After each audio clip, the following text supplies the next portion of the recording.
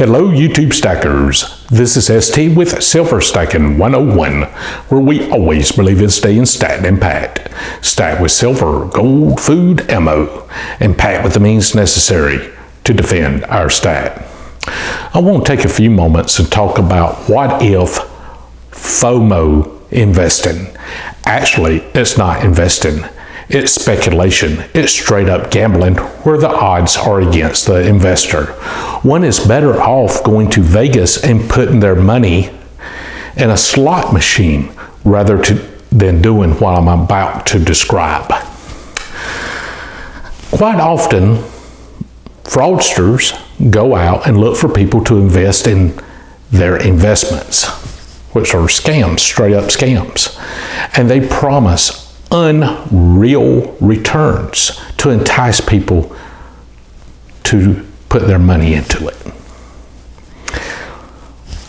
Oftentimes, the investor means victim in this case, has reservations but still does it. They realize it may be a fraud, but yet they still put their money into it. Why?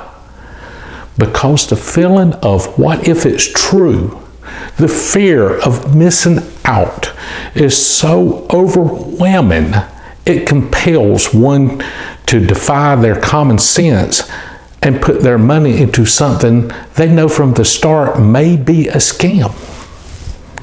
It happens. It happens a lot. I'm going to give you a story of a friend of mine. He has given me permission to tell this story on YouTube. When I asked him, could I do it? He said, absolutely. It may help somebody else avoid doing what I did. That's what type of person this guy is.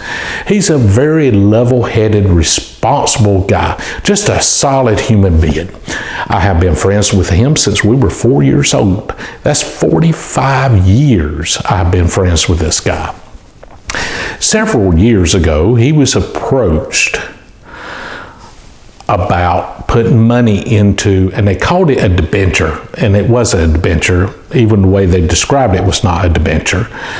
But the way they described it was they were going to pool a group of resources from individual investors and use that pool of capital to play in the Bahamas on the intraday loans between banks.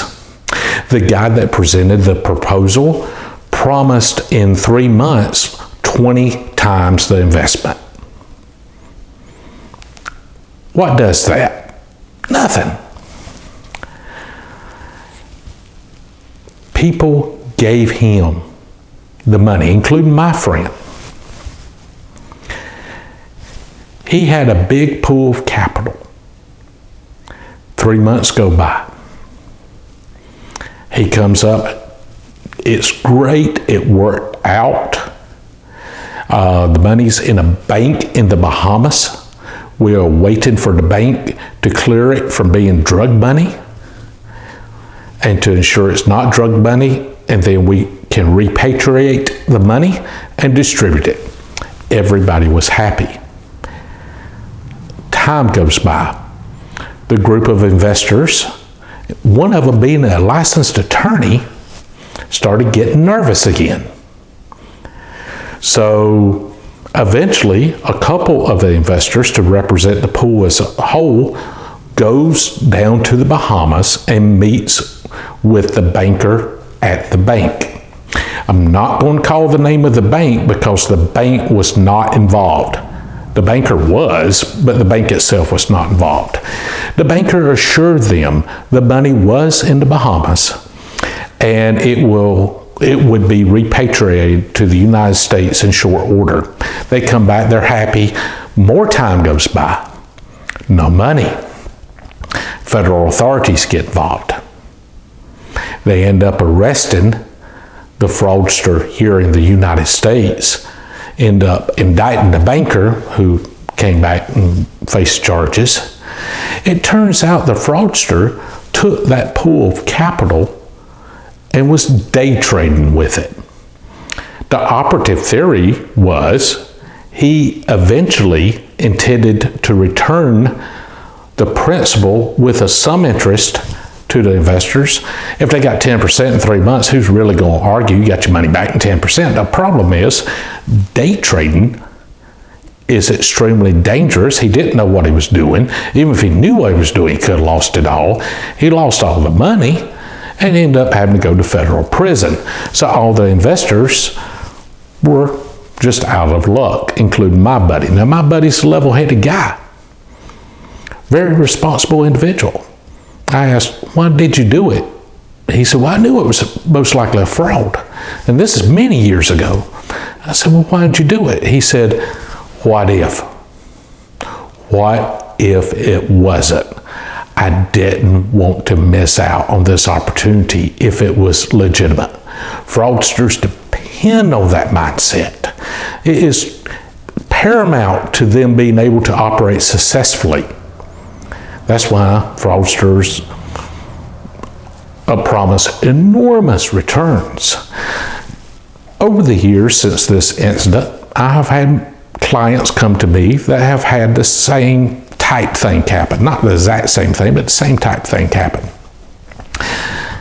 Almost to a person. They always say, I knew it was too good to be true, but what if it wasn't? I didn't want to miss out. So whenever we are approached by a too good to be true investment, we need to be cognizant of the emotion, what if, and the fear of missing out, and not let those emotions override our common sense, because we have all done stupid stuff with money, myself included. Everybody has. Anybody that says they haven't is a liar. Everybody on this planet that's handled money has done something stupid with money at one time or another. So I'm not beating this guy up or the other people that fell for this, but let's learn from others' mistakes. Don't let that mindset override our common sense. Let me know what you think. Do you agree or disagree? Let me know what you think and why you think it. Please give me a thumbs up. Subscribe if you haven't. Thank you for watching. God bless you, and remember, stay stat and pat, because we are going to need it pretty soon. Thank you.